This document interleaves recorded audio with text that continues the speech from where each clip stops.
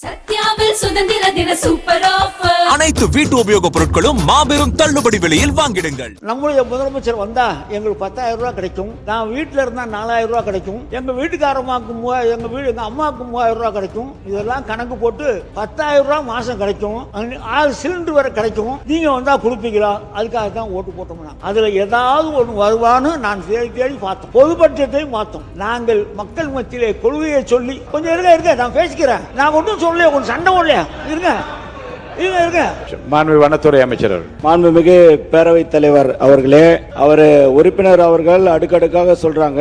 Thirumangalam formula இருந்து 2026 வரைக்கும் அதாவது ஓட்டுக்கு பணம் கொடுக்கிற அந்த திட்டத்தை அவர் அடுக்கடுக்கா சொல்லிட்டு வந்தாரு. அவர் கருணாநிதி, நம்முடைய முன்னாள் முதல்வர் கருணாநிதி பத்தி அடுக்குமொழியில சொல்லிட்டு வந்தாங்க. இங்க பாருங்க, 2026 ஒரு ரூபாய் ஓட்டுக்கு பணம் கொடுக்காம முதலமைச்சர் வந்திருக்காரு. பணம் கொடுக்காம என்னுடைய காஞ்சிபுரம் சட்டமன்ற தொகுதியில 1500 ரூபாய் ஓட்டுக்கு ரூபாய் கொடுக்கல. வனத்துறை அமைச்சர் உட்காருங்க. மாண்புமிகு பேரவைத் தலைவர் மிக அருமையாக இந்த சபையை நடத்தி கொண்டிருக்கிறீர்கள். அமைச்சர்கள் பதில் சொல்கிற போது திராவிட முன்னேற்ற கழகத்தை பற்றியும் திமுக தலைவரை பற்றியும் அவர்களுக்கு என்ன மனதில் பட்டதோ அதை சொல்கிறார்கள். நீங்கள் அது தவறு என்று சொல்லி நீக்குகிறீர்கள். ஆனால் நேரடியாக லைவ் போய் கொண்டிருக்கு. அந்த காலத்தில் லைவ் நேரடியாக கண்ட்ரோலில் இருக்கும், பத்திரிகையெல்லாம் வராது. நீங்க நீக்கினா பத்திரிகைகள் தான் வராது. மேலும் காலையிலிருந்து வனத்துறையை பற்றி அவ்வளவு பெரிய விவாதங்கள் நடைபெற்றது. வனத்துறை அமைச்சர் அப்போது வாயை துறக்கவில்லை. சம்பந்தமே பண்ணால் பெரிய இருக்கிற எங்களை விட சீனியர் செங்கோட்டையன் எனக்கு முன்னால் சட்டமன்றத்துக்கு வந்தவர். அவருடைய துறையிலே அவர் தலைவருடைய பெயரை சொல்லி இப்படி எல்லாம் பேசுவது என்ன நியாயம்? அப்படி பேசுகிற போது மீண்டும் இவர்களும் பேசினால் நீங்கள் சபையை எப்படி நடத்த முடியும்? சரி, இல்ல அது நீக்கப்பட்டது. நேற்றைய தினம் நம்முடைய முதலமைச்சர் அவர்கள் சென்னையிலே கோட்டையிலே கொடியேற்றினார்கள். அந்த கொடியேற்றுகிற அந்த வாய்ப்பை வாங்கி கொடுத்த புண்ணியமான கலைஞர் தான். அதற்கு ஒரு நன்றி வேண்டாமா? கலைஞர் இல்லை என்று சொன்னால் இந்தியாவில் எந்த முதலமைச்சரும் சுதந்திர தினத்திற்கு கொடியேற்றி இருக்க முடியாது. இன்னும் சொல்ல வேண்டும் என்று சொன்னால் வனத்துறை அமைச்சர் உட்காருங்க. வனத்துறை அமைச்சர் உட்காருங்க. அதுவும் வனத்துறை அமைச்சர் உட்காருங்க. மைக் கொடுக்க வேணாம். அமைச்சர் உட்காருங்க. வனத்துறை அமைச்சர் உட்காருங்க.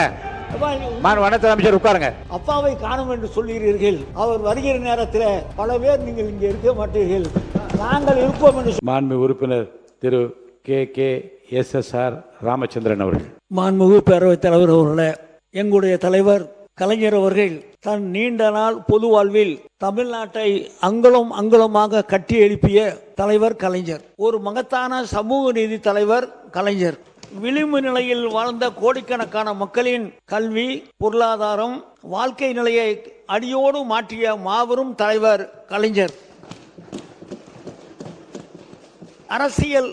அரசியல் சமூகத்தில் மட்டுமல்லாமல் நில உரிமையிலும் சமூக நீதியை நிலைநாட்டிய தலைவர் மற்றும் நில உச்சவரம்பு தொடங்கி இலவச வீட்டுமனை பட்டா வரை ஏழை எளிய மக்களின் நிலம் சார்ந்த கனவுகளை நிறைவேற்றிய தலைவர் கலைஞர் அவர்கள். அந்த கலைஞரை நான் வணங்கி ஒரு உரையை ஆரம்பிக்கிறேன். கலைஞர் தலைவர் கலைஞர் மரியாதைக்குரிய பேரவைத் தலைவர் அவர்களே, பேரறிஞர் அண்ணா இல்லை என்று நினைத்தோம், கவலை அடைந்தோம். ஆனால் தலைவர் கலைஞர் இல்லை என்று நினைத்தோம், கவலை அடைந்தோம். இந்த தலைவர்கள் எல்லாம் இல்லாவிட்டாலும் இவர்களின் மொத்த உருவமாக எங்களுக்கு கிடைத்த வழிகாட்டும் தலைவராகவும் ஆளுமை மிக்க தலைவராகவும் தந்தையை போல் தமிழ்நாட்டை செதுக்கி 11.19% வளர்ச்சியுடன் இந்தியாவின் முதன்மை மாநிலமாக உயர்த்திய தலைவர் முத்துவேல் கருணாநிதி ஸ்டாலின் அவர்களை நான் வணங்குகிறேன்.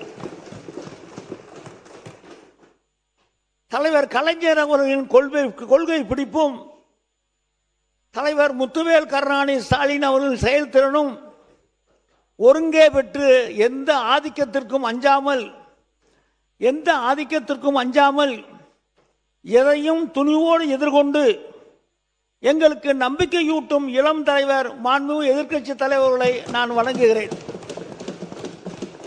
பேரவைத் தலைவர் அவர்களே, நான் என்னுடைய 28வது வயதில் இந்த சட்டமன்றத்திற்கு நான் நுழைந்தேன். இன்றைக்கு 10வது முறையாக இந்த சட்டமன்ற உறுப்பினராக நான் தேர்வு செய்யப்பட்டிருக்கிறேன். அதற்காக என்னுடைய அருப்புக்கோட்டை தொகுதி மக்களுக்கு என்னுடைய நன்றியை நான் தெரிவித்துக் கொள்கிறேன். 10வது முறையாக வெற்றி பெறுவதற்கு எனக்கு இடம் ஒதுக்கி கொடுத்த தலைவர் அண்ணன் தளபதி அவர்களுக்கும் என்னுடைய நன்றியை தெரிவித்துக் கொள்கிறேன். எதிர்க்கட்சி துணைத் தலைவர் கொறடா, துணை கொறடாவிற்கும் என்னுடைய வணக்கத்தை நான் தெரிவித்துக் கொள்கிறேன். பேரவைத் தலைவர் அவர்களே, இந்த மானிய கோரிக்கையில் பேச வாய்ப்பளித்த உங்களுக்கு என்னுடைய சிறந்த வணக்கத்தை தெரிவித்துக் கொள்கிறேன். பேரவைத் தலைவர் அவர்களே, இந்த வருவாய்த்துறையின் கொள்கை குறிப்பை நான் படித்து பார்த்தேன். ஒரு மாறுதல் வேண்டும் என்று சொல்லி நீங்கள் நம்ம நாட்டு மக்கள் மத்தியிலே வாக்கு கேட்டீர்கள். நான் இந்த பக்கத்தை இந்த புத்தகம் போல நான் படித்து பார்த்தேன். போன தடவை நாங்கள் 400 சொச்சம் பக்கம் இதில் கொள்கை விளக்க குறிப்பிலே நாங்கள் பதிவு செய்திருந்தோம். இதில் 100 பக்கங்கள் இன்றைக்கு குறைந்திருக்கிறது. குறைந்ததற்கு காரணம் கொள்கை குறைந்து விட்டதா அல்லது கொள்கையிலே உங்களுக்கு குறைபாடு இருக்கா என்பதையெல்லாம் மாண்பு அமைச்சர்கள் பேசும்போது சொல்ல வேண்டும். பேரவைத் தலைவர் அவர்களே, நீங்கள் மாறுதல் வேண்டும் என்று சொன்னீர்கள். மாண்பு அவை முன்னவர்கள், அவர் வருவாய்த்துறை அமைச்சராக இருந்திருக்கிறார்.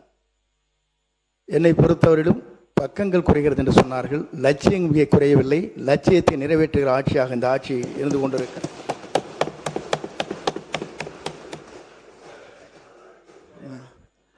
பேரவைத் தலைவர்களே, லட்சியங்கள் குறைந்ததா இல்லை என்பதை இந்த 3 மாத காலத்தில் மக்கள் பார்த்து கொண்டிருக்கிறார்கள். நீங்கள் சொல்லியதில் எதையும் இன்றைக்கு நிறைவேற்றி காட்டவில்லை. நீங்கள் எதையெல்லாம் சொன்னீர்களோ, உதாரணத்துக்கு நம்முடைய முதலமைச்சர் அவர்கள் பட்டா வழங்குவதிலே ஆட்சேபனை இல்லாத நிலங்களை எல்லாம் பட்டா வழங்குவோம் என்று சொல்லி நம்முடைய முதலமைச்சர் சொல்லியிருக்கார் என்று சொல்லி நம்முடைய மாண்பு அமைச்சர் அவர்கள் சொன்னார்கள். எங்களுடைய தலைவர் கலைஞர் அவர்கள் 2000 ஆண்டிலேயே ஆட்சேபனை இல்லாத நிலங்களுக்கெல்லாம் பட்டா வழங்கலாம் என்று சொல்லி சட்டம் கொண்டு வந்தவர் எங்களுடைய தலைவர் கலைஞர் அவர்கள். திராவிட முன்னேற்ற கழகத்தை பொறுத்தளவிற்கு இந்த கட்சிக்கு வயது 75. ஒவ்வொருவரும் அனுபவம், ஒவ்வொருவரும் போராட்ட களத்திலே போராட்டங்களை சந்தித்தவர்கள், ஒவ்வொருவரும் சிறைச்சாலைக்கு சென்றவர்கள், ஒவ்வொருவரும் பொதுமக்களை அன்றாடம் சந்தித்தவர்கள். அப்படி வளர்ந்த கட்சி இந்த கட்சி. ஆகவே இந்த கொள்கை ரீதியாக இந்த கட்சி எல்லா வகையிலும் எல்லோரையும் விட சிறந்த கட்சி என்பதை மட்டும் நான் இந்த நேரத்தில் பணிவன்போடு சொல்ல கடமைப்பட்டிருக்கிறேன். மாண்பு பேரவைத் தலைவர்களே, போன எங்களுடைய ஆட்சியில் 5 ஆண்டு காலத்தில் 27 லட்சம் பேருக்கு நாங்கள் அரசு மனைப்பட்டா வழங்கி இருக்கிறோம். 27 லட்சம், இது சரித்திரத்திலேயே இல்லாத ஒரு எண்ணிக்கை. அதற்கு காரணம் எங்களுடைய முதலமைச்சராக இருந்த அண்ணன் தளபதி அவர்கள் எங்களை அழைத்து எந்த ஏழைக்கும் பட்டா இல்லாமல் இருக்கக்கூடாது, வீடு இல்லாத மனிதனாக இருக்கக்கூடாது என்று சொன்ன விளைவாக 27 லட்சம் பேருக்கு நாங்கள் பட்டா வழங்கினோம். அதைவிட சென்னை போன்ற மாநகராட்சிகளில் 30 ஆண்டு காலம் 40 ஆண்டு காலமாக குடியிருப்பவர்களுக்கு அவருக்கு பட்டா வழங்க முடியாமல் எதையுமே செய்ய முடியாமல் இருந்ததை மாற்றி அது பெல்ட் ஏரியா என்று சொல்வார்கள். அமைச்சர் மத்தியில் சொல்லுகிற நேரத்தில் சொல்வார்கள் பெல்ட் ஏரியா என்று சொல்லி. கார்பரேஷனை சுற்றி இருக்கிற 16 கிலோமீட்டர் தூரத்திற்கு பட்டா வழங்கக்கூடாது என்றதை மாற்றி இன்னைக்கு சென்னை இதே போல மாநகராட்சிகளில் இருக்கிற பகுதிகளுக்கு 77,000 பேருக்கு 30 ஆண்டு காலம் 40 ஆண்டு காலம் குடியிருந்தவர்களுக்கு பட்டா வழங்கியவர் எங்களுடைய தலைவர் அண்ணன் தளபதி அவர்கள். ஏழைக்கு ஏழைக்கு உதவுகிறவராக, ஏழை வீடு இல்லாமல் இருக்கக்கூடாது, இடம் இருந்தால் தானே வீடு கட்ட முடியும் என்ற உணர்வோடு இடங்களை வாரி வழங்கியவர் எங்களுடைய முதலமைச்சர் அவர்கள். அதே போல நம்முடைய அமைச்சர் அவர்கள் மத்திய அரசாங்கம் தாராளமாக நிதி வழங்குகிறது, 1000 கோடி வழங்கியிருக்குன்னு சொல்லி பெருமையோடு நம்முடைய அமைச்சர் அவர்கள் சொன்னார்கள். அது வருடம் கொடுக்குற பணம் தான், வருடம் நம்ம கொடுக்கிற பணம் தான் கொடுத்திருக்கார்கள். நீங்கள் ஒன்றும் அதிகப்படியாக வாங்கிவிடவில்லை.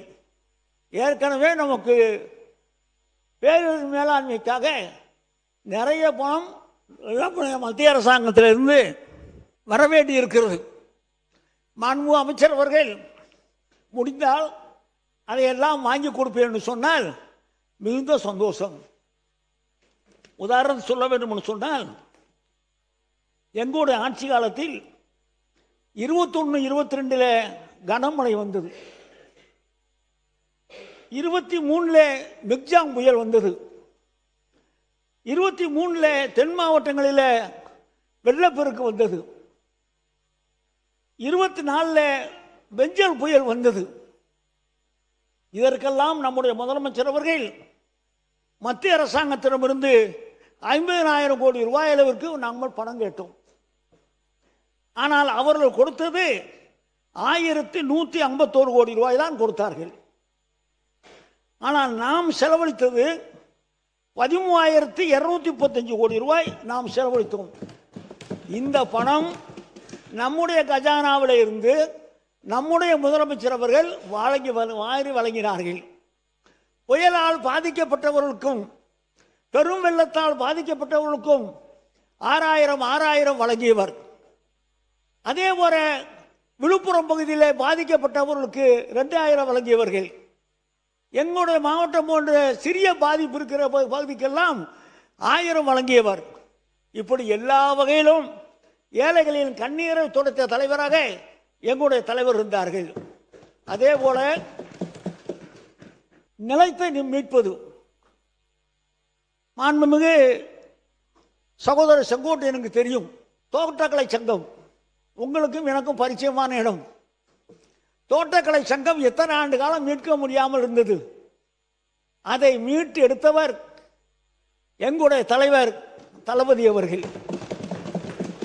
அதே போல ரேஸ்கோஸ், சென்னை ரேஸ்கோஸ் 160 ஏக்கர் மிகப்பெரிய இடம், அது பொதுமக்களுடைய பயன்பாட்டுக்கு வர வேண்டும் என்று சொல்லி அதையும் மீட்டெடுத்தவர் எங்களுடைய தலைவர் தளபதி அவர்கள். அதே போல ஊட்டியில் இருக்கிற ரேஸ்கோஸ் அதையும் மீட்டெடுத்தவர் எங்களுடைய தலைவர் தளபதி அவர்கள். இதையெல்லாம் எடுத்து பொதுமக்களுடைய பயன்பாட்டுக்கு கொண்டு வந்தவர் எங்களுடைய தலைவர் என்பதை நான் இந்த நேரத்தில் பெருமையோடு சொல்ல கடமைப்பட்டிருக்கிறேன். ஓய்வூதியம் நாங்கள் 1200 கொடுத்திருக்கோம். நீங்கள் 3000 ரூபாய் கொடுக்கிறோம் என்று சொன்னீர்கள். இந்த வரவு செலவு பட்ஜெட்டில் நீங்கள் ஏதாவது சொல்லுவீர்கள் என்று பார்த்தேன். 20 ரூபாயில் ஆரம்பித்தது இந்த திட்டம். பெருந்தலைவர் காமராஜர் அவர்கள் காலத்தில் ஆரம்பிக்கப்பட்ட திட்டம். இன்னைக்கு 1200 வரை உயர்த்தியவர் எங்களுடைய தலைவர் அண்ணன் தளபதி அவர்கள். ஆனால் நீங்கள்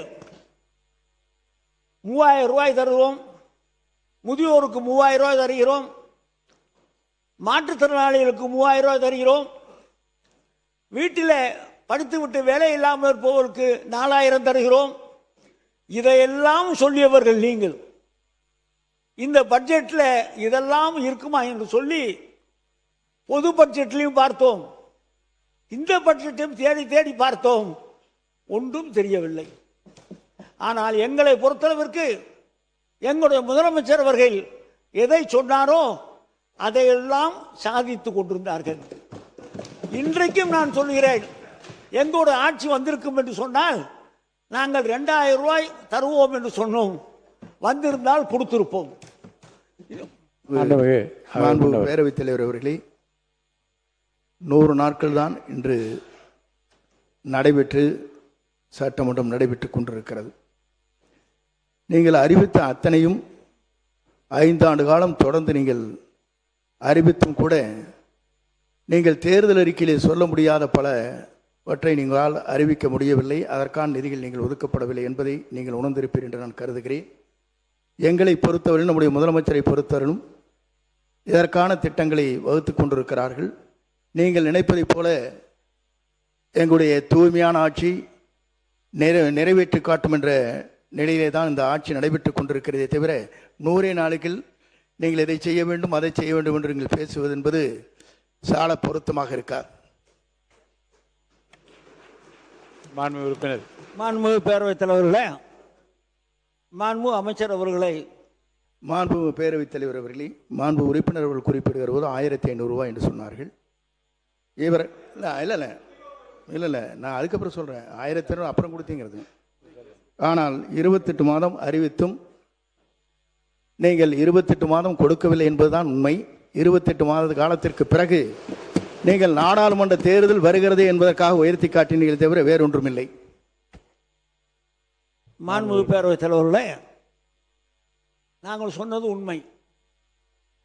நாங்கள் கொடுக்க காலதாமதம் உண்மை.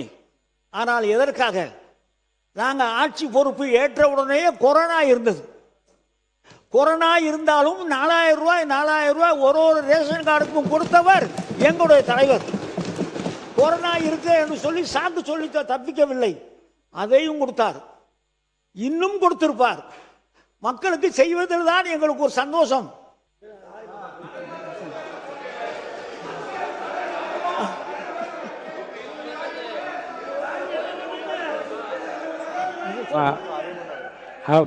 முன்னவர் மாண்பு பேரவைத் தலைவர் அவர்களே, மாண்பு அமைச்சர்கள் குறிப்பிடுகிற போது கொரோனாவை பற்றி சொன்னார்கள். கொரோனா தொற்று நோய் என்பது கோவிட்-19 என்பது 20, 21, 21, 22 ஆண்டு காலத்தில் இருந்திருக்கிறதே தவிர உங்கள் ஆட்சி காலத்திற்கு முன்னாலே இருந்திருக்கிறது என்பதை நீங்கள் மறந்துவிடக்கூடாது.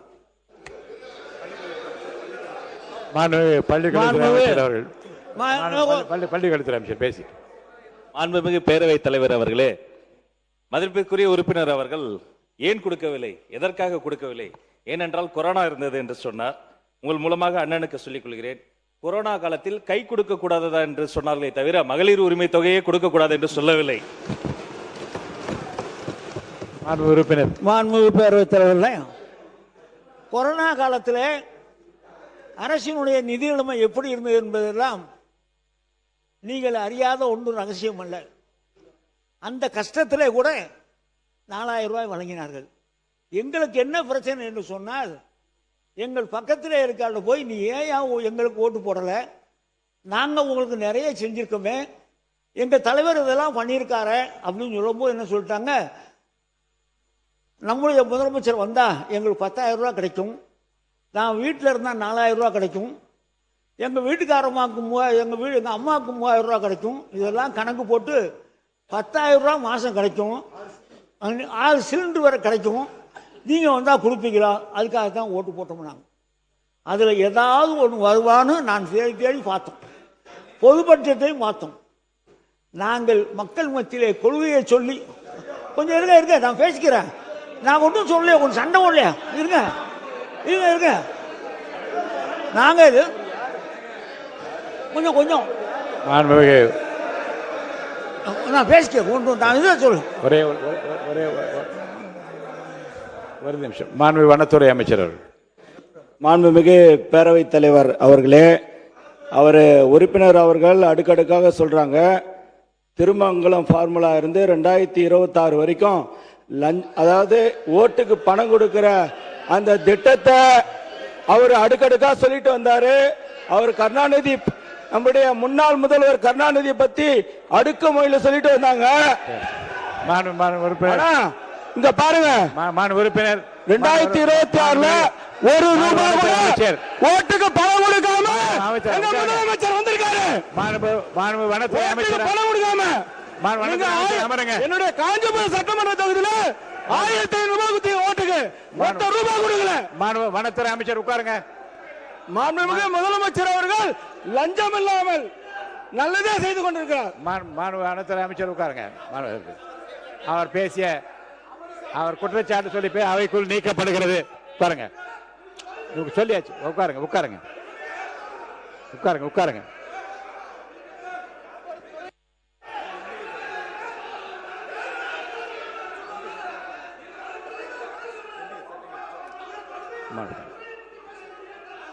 உட்காருங்க உட்காருங்க. மாண்புமிகு அவை முன்னவர், மாண்புமிகு பேரவைத் தலைவர்களே, முன்னாள் முதலமைச்சரை பற்றி பேசிய அவருடைய கருத்து அவை குறிப்பிலிருந்து நீக்கி விடுமாறு அன்போடு கேட்டுக்கொள்கிறேன்.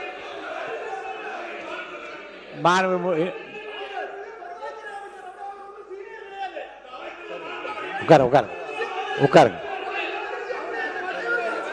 மாண்புமிகு உட்காருங்க. நீக்கிட்டேன். அவை குறிப்பு நீக்கி இருக்கேன். உட்காருங்க.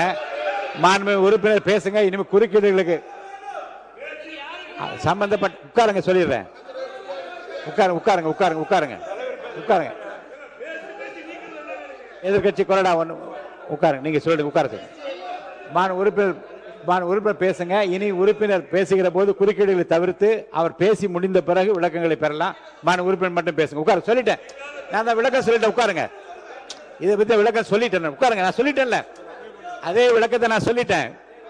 உறுப்பினர் பேசி முடித்த பிறகு சம்பந்தப்பட்ட துறை சார்ந்த அமைச்சர்கள் பதில் சொல்லலாம். அது வரைக்கும் குறுக்கீடு இல்லாமல் உறுப்பினர் பேசும்படி கேட்டுக்கொள்கிறேன். உறுப்பினர் நேரு அவர்கள். மாண்புமிகு பேரவைத் தலைவர் அவர்களே, மாண்புமிகு பேரவைத் தலைவர் மிக அருமையாக இந்த சபையை நடத்தி கொண்டிருக்கிறீர்கள். அமைச்சர்கள் பதில் சொல்கிற போது திராவிட முன்னேற்ற கழகத்தை பற்றியும் திமுக தலைவரை பற்றியும் அவர்களுக்கு என்ன மனதில் பட்டதோ அதை சொல்கிறார்கள். நீங்கள் அது தவறு என்று சொல்லி நீக்குகிறீர்கள். ஆனால் நேரடியாக லைவ் போய் கொண்டிருக்கிறது. அந்த காலத்தில் லைவ் நேரடியாக கண்ட்ரோலில் இருக்கும், பத்திரிகையெல்லாம் வராது. இப்போ நீங்கள் நீக்கினா பத்திரிகையில் தான் வராது. மேலும் காலையிலிருந்து வனத்துறையை பற்றி அவ்வளவு பெரிய விவாதங்கள் நடைபெற்றது.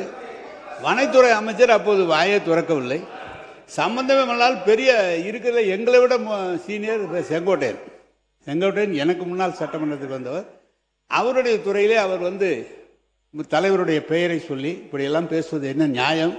அப்படி பேசுகிற போது மீண்டும் இவர்களும் பேசினால் நீங்கள் சபையை எப்படி நடத்த முடியும் என்பதை கேட்டு.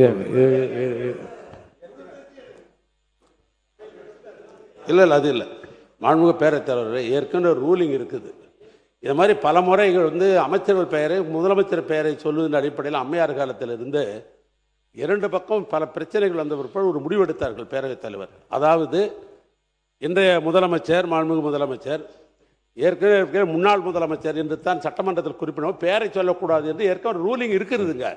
ஆனால் அதை கடைபிடிச்சா இந்த பிரச்சனைகள் பாதி அடங்கிடும். அதனால் மரியாதை குறைவாக இந்த சட்டமன்றம் நடக்கணும். அதனால் அமைச்சர் பெயரை சொல்வதை விட மாண்புமிகு துறை அமைச்சர் என்று சொல்லலாம். அதுவும் குறிப்பாக முதலமைச்சரை விழிக்கிற பொழுதும் சரி, முன்னாள் முதலமைச்சரை விழிக்கிற பொழுது முன்னாள் முதலமைச்சர் என்று தான் விழிக்கிற ரூலிங் இருக்கிறது. அதனால் அப்படி கடைபிடிச்சாதான் ஒன்று. இன்னொன்று ஏற்கனவே என்னன்னு கேட்டீங்கன்னாக்கா, ஏதாவது அவசர கருதி உடனே பதில் சொன்னாதான் அமைச்சர்கள் எழுதணும். ஏன்னா அமைச்சர்கள் கடைசியாக பேசுவதற்கு நிறைய வாய்ப்பு உண்டு. அவர்களை பொறுத்தளவுக்கு நேரத்தினால கருதி சொல்றேன். நான் எல்லாத்துக்கும் எழுந்து அப்பப்போ பதில் சொல்லணும்னு நினைச்சாக்கா உங்களால் நேரம் கொடுக்க முடியாது. அதையும் கொஞ்சம் பாருங்க. மாண்புமிகு உறுப்பினருடைய கருத்துக்கள் கவனத்தில் கொள்ளப்படும். மாண்புமிகு அவை முன்னவர் அவர்கள். மாண்புமிகு பேரவைத் தலைவர் அவர்களே, எடுத்தாச்சு.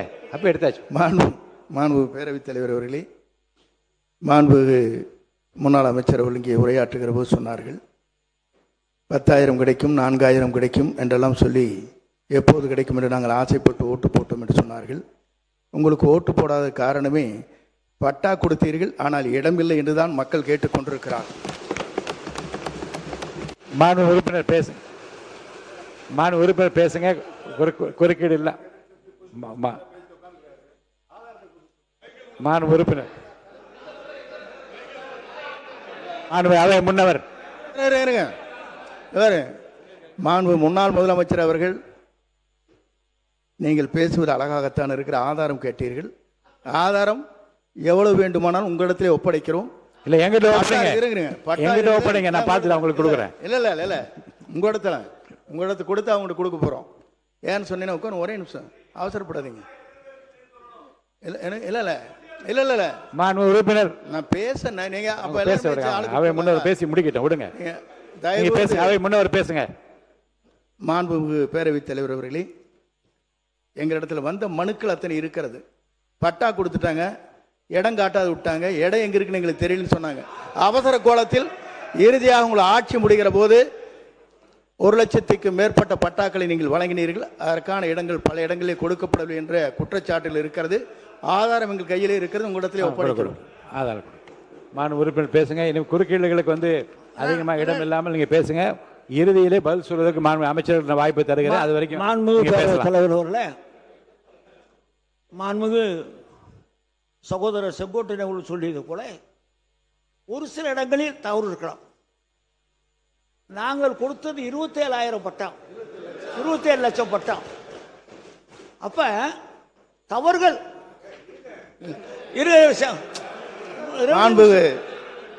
மாண்புமிகு முன்னாள் அமைச்சர் அவர்கள் ஒத்துக்கொண்டார்கள், அதற்கு நன்றி.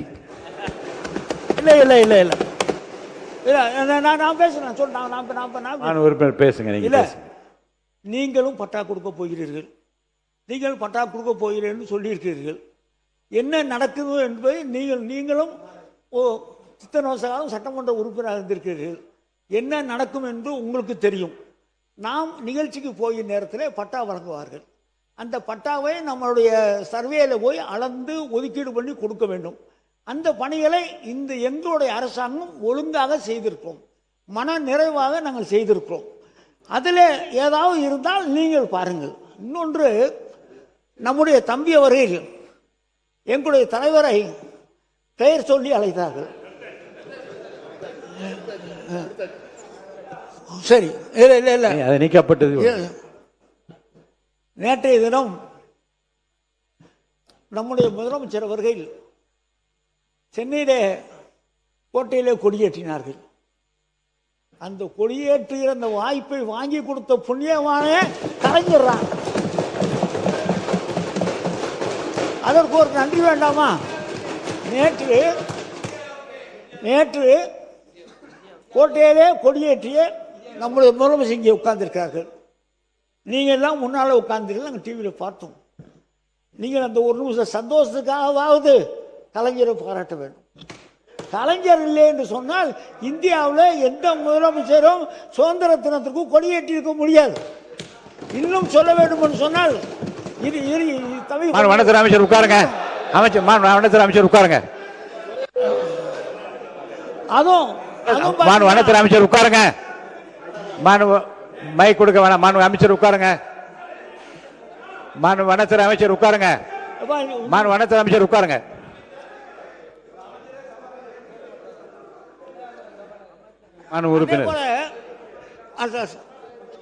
அதே போல மாண்புமிகு பேரவைத் தலைவரோட இந்த புயல் வெள்ளம் வருகிற நேரத்தில் எங்களது முதலமைச்சருக்கு இணையாக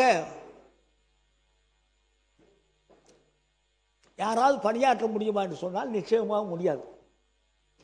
எனக்கு ஒரு 50 ஆண்டு கால ஒரு அனுபவம் இருக்கிறது.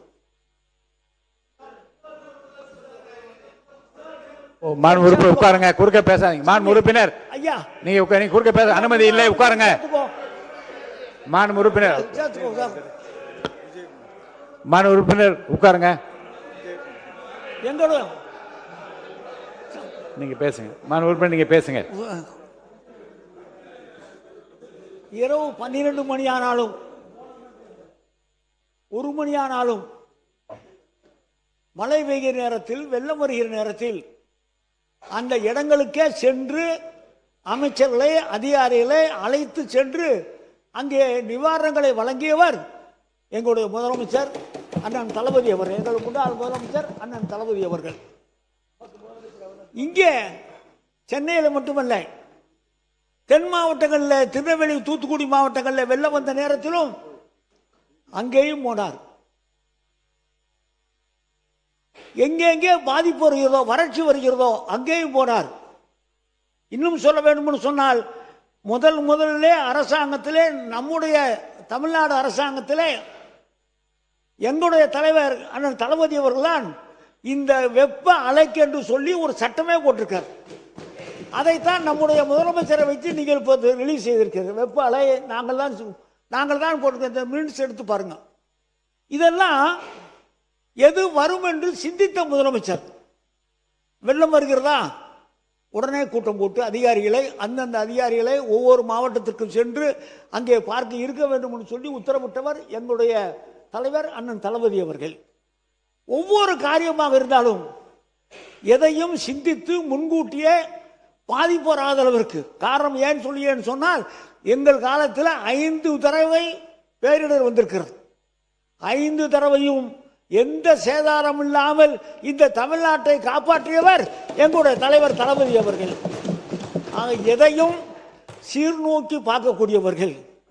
அனுபவம். சட்டமன்ற உறுப்பினர், அதற்கு பின்னாலே மேயர், அதற்கு பின்னாலே துணை முதலமைச்சர் என்று சொல்லி எல்லா வகையிலும் அனுபவம் இருக்கிற காரணத்தால் அதையெல்லாம் செய்து கொடுத்த மிகப்பெரிய ஒரு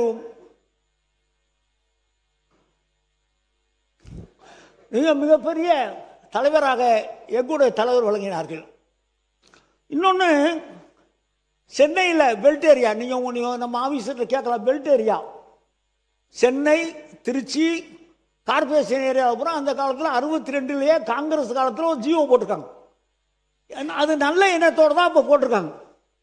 விரிவாக்கம் சென்னைக்கு விரிவாக்கம் வருகிற நேரத்தில் இடம் இல்லாமல் போய்விடும் என்று சொல்லி அன்றைக்கு ஒரு ஜியோ இருந்தது 62ல்.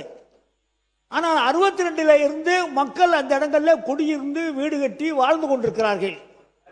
அவர்களெல்லாம் முதலமைச்சரை பார்த்து நாங்கள் எங்கே போவது என்று கேட்ட நேரத்தில் அவர் கண்ணீரை துடைத்து 97 ஜிஓ என்று ஒரு புதிய ஒரு சட்டத்தை போட்டு கேபினெட்டில் அப்ரூவல் வாங்கி 77,000 பேருக்கு தமிழ்நாடு பூரா கார்பரேஷன் பகுதியில் இருக்கிறவர்களுக்கெல்லாம் பட்டா வழங்கியவர் எங்களுடைய தலைவர் தளபதி அவர்கள். இதை ஏன் சொல்கிறேன் சொன்னால், சிரமங்கள் வருகிற நேரத்தில் அந்த கண்ணீரை துடைக்கிற கையாக எங்களுடைய தலைவருடைய கை இருந்திருக்கிறது. அது பட்டா வழங்குவதாக இருந்தாலும் சரி, புயல் வெள்ளமாக இருந்தாலும் சரி, இவர் மானியம் கொடுப்பதாக இருந்தாலும் சரி, விவசாயிகளுக்குரிய அந்த மானியம் கொடுப்பதாக இருந்தாலும் சரி, சமூக நல திட்டங்களாக இருந்தாலும் சரி, நாம் சொல்லி கேட்பதை விட அவராக கொடுக்கக்கூடிய வள்ளலாகத்தான் எங்களுக்கு இருந்திருக்கிறார்கள். அவர் ஆட்சியில் மக்கள் சிறப்பாக இருந்திருக்கிறார்கள். அந்த ஆட்சி மீண்டும் வரும். அப்படி வருகிற நேரத்தில் நீங்கள் கோபித்துக் கொள்ளக்கூடாது. அப்பாவை காணும் என்று சொல்கிறீர்கள். அவர் வருகிற நேரத்தில் பல பேர் நீங்கள் இங்கே இருக்க மாட்டீர்கள், நாங்கள் இருப்போம் என்று சொல்லி நன்றியோடு அமர்கிறேன். நன்றி, வணக்கம். மாண்புமிகு அவை முன்னவர்கள். மாண்பு பேரவைத் தலைவர் அவர்களே, நன்றாகத்தான் பேசினார். எரிதாக பேசுகிற போதுதான் குதர்க்கமாக கொஞ்சம் பேசியிருக்கிறார்கள். இந்த ஆட்சி மீண்டும் வரும் என்று சொன்னீர்கள். என்றைக்கும் உங்கள் ஆட்சி வராது. நம்முடைய தமிழக முதலமைச்சர் வெற்றி தளபதி இருக்கும் வரை உங்கள் தலை தூக்க முடியாது தமிழ்நாட்டில். மாண்புமிகு முன்னாள் முதலமைச்சர் சொல்லுங்க.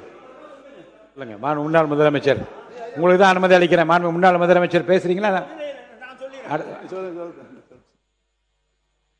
ஒரு சட்டமன்ற உறுப்பினரோடு திமுக இருந்த வரலாறு இந்த சட்டமன்றத்தில் உண்டு.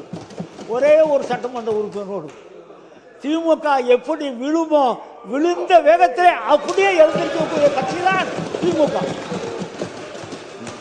மாண்பு அவை முன்னவர். மாண்பு பேரவைத் தலைவர் அவர்களே, ஒரு சட்டமன்ற உறுப்பினரை ஆரம்பித்து ஆட்சி நடத்திய நீங்கள் இன்று எதிர்க்கட்சியிலே அமர்கிற நிலையை தமிழ்நாட்டு மக்கள் உருவாக்கி விட்டார்கள். இனி உருவாக்கி கொண்டே இருப்பார்கள். மாண்பு முன்னாள் முதலமைச்சர்.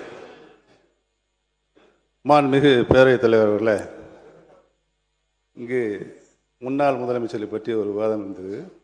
புரட்சி தலைவர் எம்ஜிஆர் அவர்கள் முதலமைச்சராக இருந்த நேரம் அவருடைய தலைமையின் கீழ் இங்கு சட்டமன்ற உறுப்பினராக இருந்தவர் முத்தமிழறிஞர் அவரை பற்றி அவர் பெயரை சொல்கின்ற பொழுது புரட்சி தலைவர் அவர்களை எழுந்திருந்து சபையில் அந்த உறுப்பினரை பார்த்து, கலைஞர் என்று தான் நீ சொல்ல வேண்டும், நீ வாபஸ் வாங்க, மன்னிப்புக்கள் என்று சொன்னார்கள்.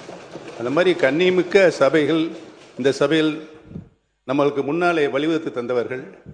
ஆட்சிய கண்ணியத்தை நாம் காப்பாற்ற வேண்டும் என்று அனைத்து உறுப்பினருக்கும் நான் கேட்டுக்கொள்கிறேன். முன்னவர். மாண்புகு பேரவைத் தலைவர் அவர்களே, மாண்புகு முன்னாள் அமைச்சருக்கும் தெரியும், அவரும் அன்றைக்கு அமைச்சராக இருந்தவர். 1977 புரட்சித் தலைவர் இந்த புனித கோட்டையில் அமர்ந்ததற்கு பிறகு அவர் உயிருள்ளவரை திராவிட முன்னேற்றக் கழகம் வெற்றி பெறவில்லை என்பதுதான் வரலாறு. மாண்பு உறுப்பினரின் கவனத்திற்கு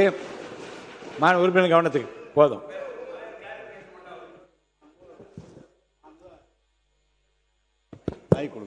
மாண்பு அமைச்சர் அவர்கள் அவர் இருக்கிற போதே 80 பாராளுமன்றத்தில் மகத்தான வெற்றி திராவிட முன்னேற்ற கழகம் பெற்றது. அவர் இருக்கிற போதுதான் 86 நடைபெற்ற உள்ளாட்சி தேர்தலில் திராவிட முன்னேற்ற கழகம் முழுமையாக வெற்றி பெற்றது என்பதை தெரிவித்துக் கொள்கிறேன். மாண்பு பேரவைத் தலைவர் அவர்களே, மாண்பு ஒரு அமைச்சர் அவர்கள் இங்கே குறிப்பிடுகிற போது முன்னாள் அமைச்சர் குறிப்பிடுகிற போது குறிப்பிட்டார்கள், 80 நீங்கள் நாடாளுமன்றத்துக்கு சென்றீர்கள், ஆட்சியை கலைத்தீர்கள். கலைத்ததற்கு பிறகு மீண்டும் அவர்தான் தமிழ்நாட்டின் நிரந்தர முதலமைச்சர் என்ற வரலாற்றை படைத்தவர் புரட்சித் தலைவர் எம்ஜிஆர்.